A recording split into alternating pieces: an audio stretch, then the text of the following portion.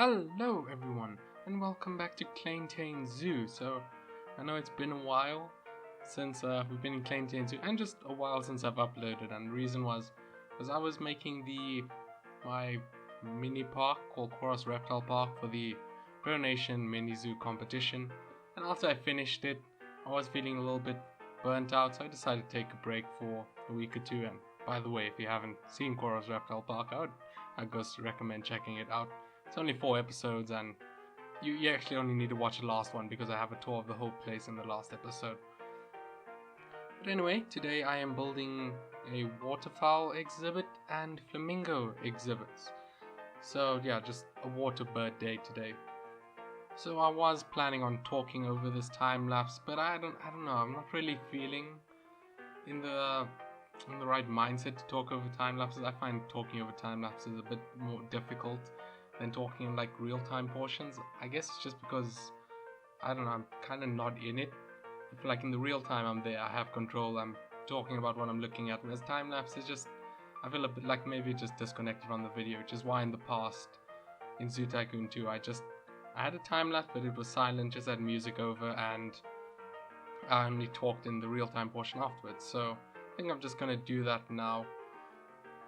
I think in the future what I'll do with videos is just rather have progress updates like I've been doing for a few episodes in the past, because I think I prefer that. Even when watching Planet Zoo videos, I kind of prefer when people just walk through the stuff. So I'll do that. Maybe in the future I'll have time lapses I talk over, but for now, this episode, I'm just gonna let the time lapse footage run, and I'll speak to you on in the real time portion, because I feel like anything I mention in the time lapse, I'm just going to repeat myself in the real time portion anyway. But if you like time lapses, you can watch this. Otherwise, you can just skip straight ahead to the real time portion. I'll probably have a timestamp on screen now. But anyway, check you then.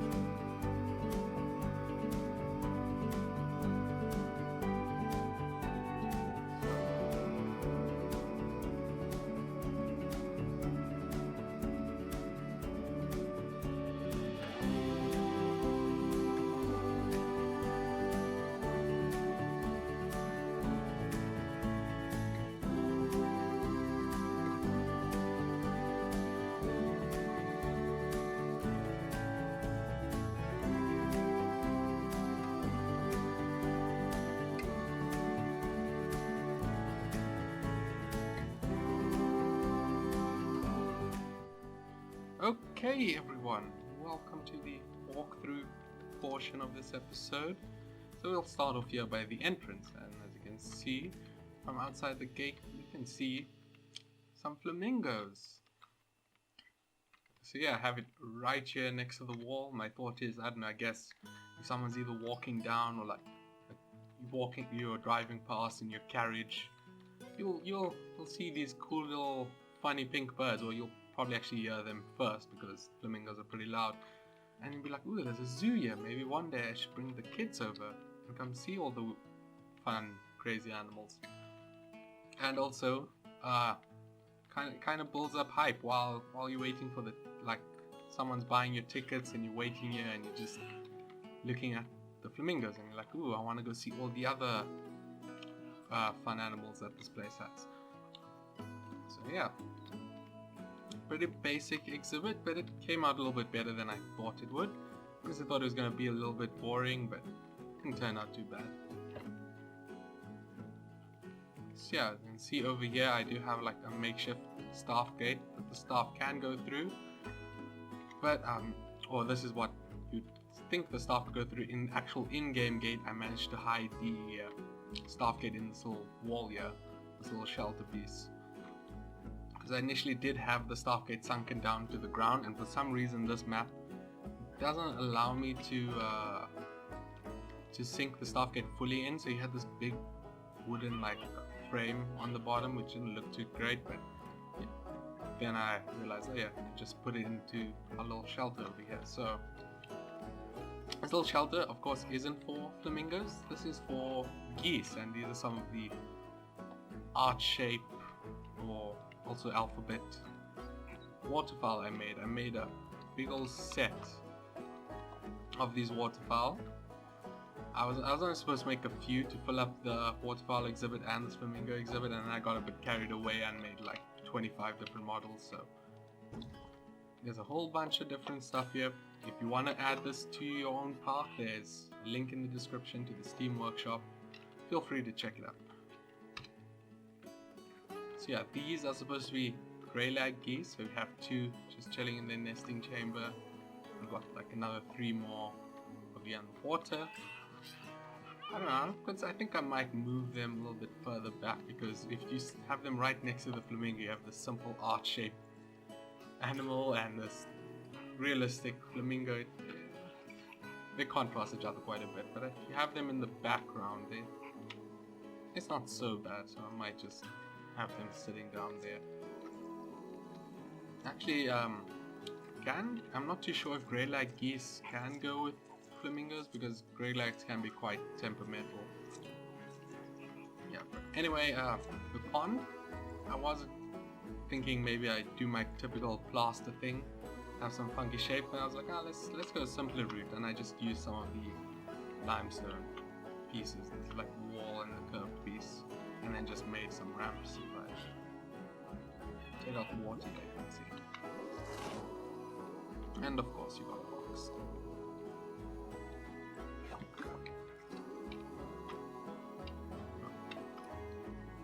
And I also got a weird little sculpture thing in the middle.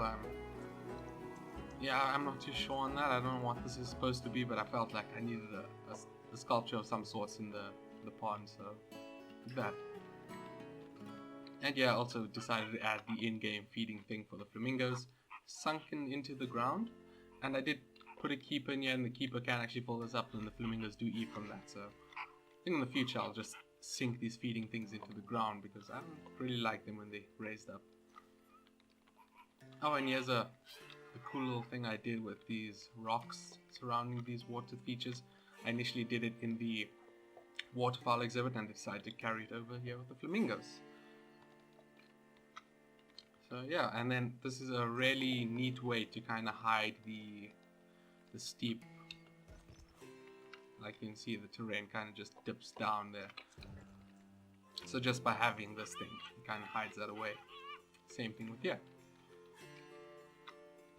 And yeah, I've got a few new saplings planted, eventually those will grow up. These are greater flamingos, so I imagine they are an African species, like you get them Asia, some parts Europe, and Africa, and I imagine it'll be not too unrealistic that they would have them. They would just have grabbed like a few and put them in this exhibit. So I think I got 8 in total here, and 5 geese. But anyway, let's move on. And before we go to the waterfowl exhibit, made some changes with the lemur habitat here. So first of all, let's unbox the tools. And as you can see, just a minor change. Before I had ropes here. I initially had wood along here, but the lemurs could climb that. Then I was like, okay, let's put ropes. And because that was back then when the lemurs couldn't climb the ropes. And immediately after the next update, Frontier had it so the primates could climb the ropes. So I had to replace it again because the lemurs could, for some reason, jump out of there onto the rope. So we have chains now, which is decent, and I'm pretty sure the lemurs are never going to be able to climb the chain. So yeah, just a minor touch up there. Anyway, let's walk on to waterfowl. But one last stop before we go to a waterfowl. We now have 4 wildebeest in this exhibit. This is the Springbok exhibit. So I decided like fence a section off and keep some wildebeest in there. And these aren't permanent additions. I'm doing something here that Pretoria Zoo actually did in its early days. In its early days, it only had small animals, and it didn't have the money to afford any large animals like lions or large antelope or bovines. So instead what they did was, as animals were caught in the wild to be brought to European and American zoos, as they were being transported down to the coast, they would take a stop in Pretoria Zoo and just be in like a temporary enclosure to be shown for the guests. And eventually they would have to leave the zoo to continue traveling to whatever, Europe or the US. But for that short time they're in the zoo, then guests can come and see these large animals, even though the zoo couldn't afford it. So I'm decided to do that the same year. We have 4 wildebeest which are temporarily in, just stopping over before they continue their journey. So yeah, next episode they're probably going to be gone. Maybe something else will be in this exhibit. Maybe it will be empty. I don't know. I think I'll do that. Every now and again we'll have some temporary animals come and visit. Yep, let's walk on to the waterfowl exhibit. This is still dirt path, unfortunately. Eventually, as we upgrade the areas, the paths will upgrade with it. As you can see here, we have a nice little brick path, so eventually we'll have actual paths running along the nice fancy concrete or brick paths. But anyway, here's the waterfowl exhibit.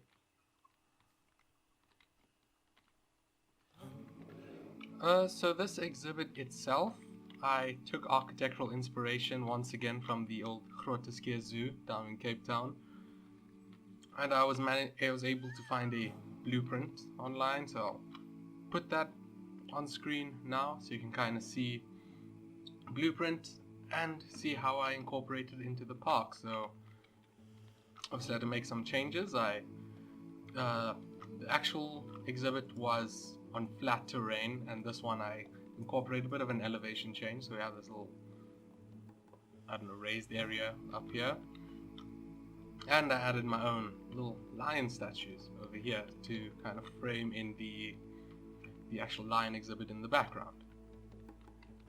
So yeah, as you can see, I do have 2 peafowl running around just to add a bit more movement to the area. The exhibit is divided into 3 different sections, 3 main like kind of pond areas. And what I just decided to open the gates just to let the peafowl in, add a bit more movement to the exhibit, and so the waterfowl between this and that exhibit can kind of move around. Yeah, and this exhibit is sealed off, so we can have a different set of waterfowl here. So yeah, here we have black swans and mallards, which seem like a pretty normal choice to have in a zoo. I think both of them are feral in South Africa. I haven't seen any feral black swans, but I have seen feral mallards. And in this exhibit, we of course, like I said, we had the peafowl. Now the thought is peafowl would be free roaming and can just hop over this fence and walk around the park as they like, but actual in-game doesn't allow you to have free roaming animals, so I just figured like maybe in some exhibits I'll just have peafowl walking around like they like they kind of just chose to hop in this exhibit, but they can go out. And anyway, and then we also have the Spur-Winged Goose, which is this little heart-shaped model right here. This is an indigenous African species. It's not actually a goose. It's closely related to both goose and shell ducks, but it's its own subfamily. So yeah, just interesting point of fact there. And since it's an African animal, it makes sense that there would be a. Then we also have our black-neck goose and our swan goose. And so black-neck goose are black-neck swan. Wait, what? Okay, that's supposed to say black-neck swan. My bad. Yeah, black-neck swans are from South America, and these swan gooses are from China. And the reason I had these two is because I found an old picture of a pond at Johannesburg Zoo. I'll probably put it on screen now. And there, from these silhouettes, I couldn't like. It's a 100-year-old picture, so it's hard to make out exactly what it is. But it looks like there's a black-neck swan and swan goose in the picture. So I decided, yeah, let's plop them in this exhibit.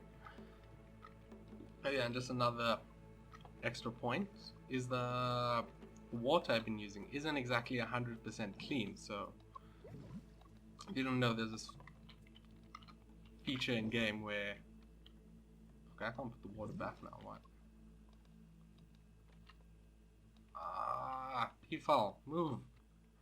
Okay, I had to move those peafowls out the way, but essentially using not so clear water, just make it a little bit more dirty. It's more realistic, because this is, you have ducks and stuff walking around here, so the water's going to be dirty. This is the early 20th century also, so there's no like high-tech filter systems that you can attach to this. It makes sense the water be a bit dirty, and same thing with the flamingos, that water's also a bit dirty.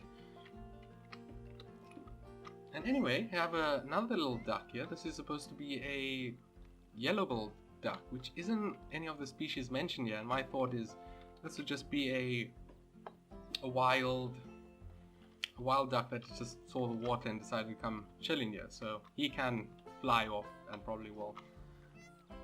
Yeah, I thought it was just a cool little detail. And over here on our island we have a few small trees and that. We have this little duck house, which I did take from my waterfowl exhibit. I built a few, or not exhibit, pond, a few episodes back. I have it there, and I also added a few waterfowl here. So we have our mallards, which would have been introduced by the owners of the estate, and I put 2 white-faced whistling ducks, which also would have been like just visiting the pond, because again. Yeah. Anyway, back to the actual exhibit. Do have these cool shelter areas. Actually, I'll probably put some pictures of the IRL exhibit, or how it looks now, because now it's all abandoned, overgrown. These shelter areas are all bricked up so people don't sleep in them. Let's have some actual comparisons of how they look right now. And on the back side of them we have benches. Benches here, benches there. These aren't the in-game benches. I couldn't squeeze them in because they're kind of off the path, but yeah. And we have our saplings. Eventually, like I said, with all the other trees, they will grow up. And the bushes here, I initially actually wasn't planning to have this year. It's supposed to be like a temporary thing, but I decided to keep it. My initial plan was to have a little bit of this kind of foliage around here, this like lush overgrown type bushwork here. But then I figured, you know what, one of the most like ever-changing thing in zoos and just in lots of places is other planters, because you know, you initially plant something down and then maybe it gets overgrown and then you decide to like clear out everything, or just plants die and the plants change. So I figured maybe later on I'll add those exhibits. These plants here, these wild overgrown more type plants. But for now it's just like one just kind of neat hedge going around there, because this is a brand new exhibit, so it makes sense that they would attend to the planters, make it nice and neat, and it also matches up here. And then later in the future I'll update it so he gets a bit more overgrown, and then maybe even here, maybe once his trees grow up a little bit more, then you have a bit more of an undergrowth on this little plant up here. So yeah, that's the waterfowl exhibit, I believe. Oh yeah, this little rock thing, like I said, I showed you at the flamingo exhibit. I actually took from the blueprint I found of the waterfowl exhibit, and I just incorporated in here, and then, like I said, it turned out really great to just hide the terrain change.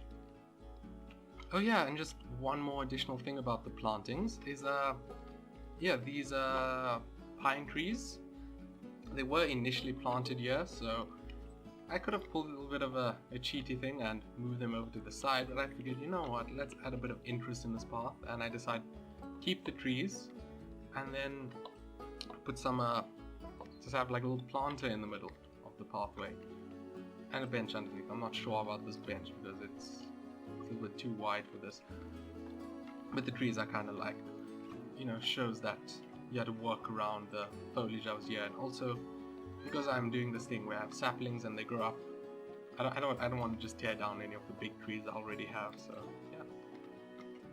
But anyway, that's it for this episode. Thank you for watching, and I'll see you in the next episode. Bye!